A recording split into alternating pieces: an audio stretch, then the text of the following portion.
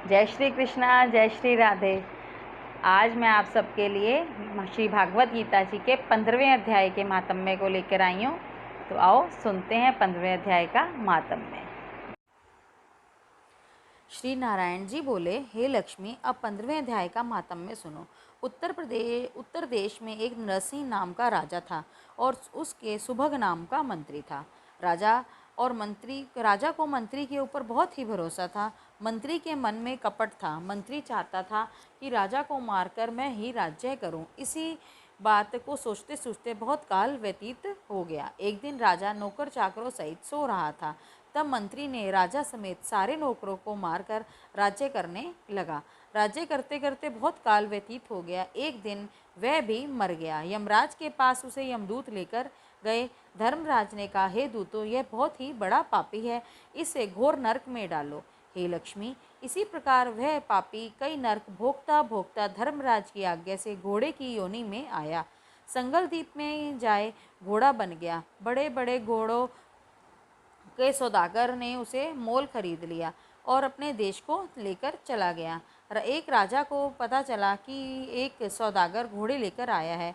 तब राजा ने उसे बुलवाया, देखकर घोड़े खरीदे और वह घोड़ा भी उन्हीं घोड़ों के बीच में था। राजा ने उसे भी खरीदा। जब घोड़े के सिर पर हाथ फेरा तो घोड़े ने भी सिर फेरा। यह देखकर राजा को बहुत बड़ी हैरानी हुई।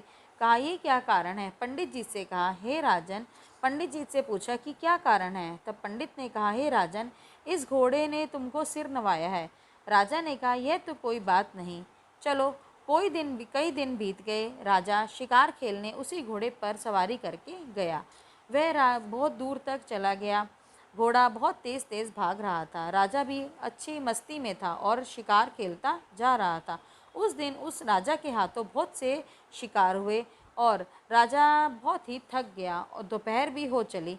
राजा को प्यास लगी तो राजा ने एक वन में एक कुटिया देखी। राजा ने घोड़े से उतरा और घोड़े को पेड़ से बांध दिया और वहाँ पर एक जल से भरा हुआ तालाब भी था। राजा घोड़े से उतरकर वृक्ष से घोड़े को बांधकर उस कुटिया में गया। कुटिया में साधु अपने पुत्र को श्री गीता जी के 15वें अध्याय का पाठ सिखा रहा था। वृक्ष के पत्ते पर श्लोक लिखा था। बालक को कह रहा था कि खेलते रहो और इस श्लोक को कंठस्थ कर लो, मतलब याद कर लो। जिस वृक्ष से राजा ने घोड़ा बांधा था उसी वृक्ष के पत्ते पर श्री गीता जी का श्लोक लिखा था। वह बालक पत्ता लेकर खेलता भी रहा और श्लोक भी पढ़ता रहा। उस पत्ते को घोड़ा देख रहा था। तत्काल ही उसकी देह छूटी और देव देह पाई। स्वर्ग से विमान आए जिस पर बैठकर वह बैकुंठ को चला गया। इतने में राजा पानी पीकर बाहर आया, देखा घोड़ा मरा पड़ा है। राजा को बहुत चिंता हुई। बोला, घोड़ा किसने मारा है? तब वह परेशान होकर अंदर मुनि के पास गया और बोला कि मैं बहुत परेशान हूँ, ये घोड़े को क्या हुआ? वह मरा पड़ा है। घोड़े ने अपनी चैतन्य से एक आकाशवाणी से आवाज़ आई कि घोड़े, मैंने देव देह पाई है और मैं बैकुंठ को गया हूँ। तब उस मुनि ने राजा से कहा कि गीता जी के 15वें अध्याय के अक्षरों को इस घोड़े ने देखा है जिससे कि इसकी गति हुई है। राजा ने पूछा, पीछे घोड़ा कौन था? पिछले जन्म में ये घोड़ा कौन था?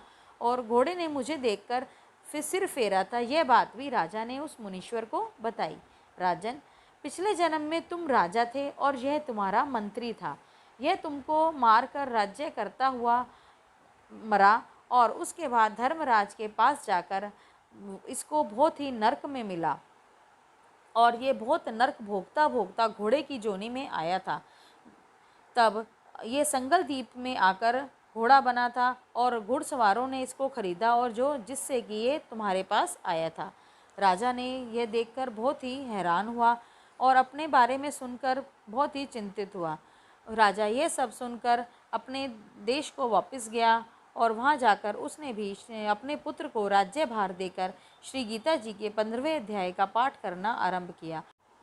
और अंत में श्री नारायण जी बोले, हे लक्ष्मी, 15वें अध्याय का पाठ जो कोई करता है अथवा सुनता है उसका कल्याण होता है और अंत में बैकुंठ को जाता है। जय श्री कृष्णा, जय श्री राधे।